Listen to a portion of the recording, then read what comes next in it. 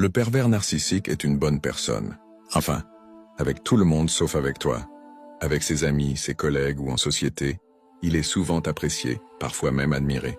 Il sait écouter, aider les autres, dire les bons mots au bon moment. Ses paroles sont une arme. Il donne l'image de quelqu'un de calme, de généreux, profondément humain. On te dira même que tu as de la chance d'être avec lui, que tu as trouvé la perle rare. Et c'est exactement pour ça que personne ne comprend ce que toi tu vis. Parce qu'avec toi, il est différent. Pas en public, pas devant les autres, mais une fois la porte fermée, quand il n'y a plus personne pour le contenir. C'est là que le masque tombe, la douceur disparaît, et commencent les reproches, la culpabilité, les silences lourds, les mots qui blessent sans laisser de traces visibles. Peu à peu, tu deviens l'endroit où il déverse ce qu'il ne supporte pas en lui, la colère qu'il cache au monde, sa frustration, et sans t'en rendre compte, tu portes ce qui ne t'appartient pas. Ce qui te détruit le plus, ce n'est pas seulement ce qu'il te fait, c'est ce doute qui s'installe.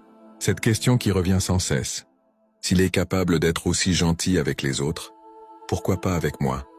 Peut-être qu'un jour il redeviendra celui qu'il était au début. La réponse fait mal, mais elle est essentielle. Ce n'est pas que tu ne mérites pas sa gentillesse, son affection, son attention.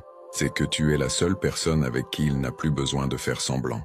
Il est aimable et attentionné avec ceux qu'il doit séduire, convaincre ou impressionner. Avec toi, il se montre tel qu'il est vraiment. Si tu as déjà vu ce visage-là, ne le minimise pas, ne le justifie pas, ne l'excuse pas. C'est celui-là son vrai visage. Et ne t'attends pas à ce qu'il change, car ça n'arrivera pas. Enregistre cette vidéo pour les jours où tu doutes. Elle te rappellera ce que ton corps et ton cœur savent déjà. Et si tu te reconnais dans ces mots, écris-le en commentaire. Mettre des mots dessus, c'est déjà commencer à reprendre le pouvoir.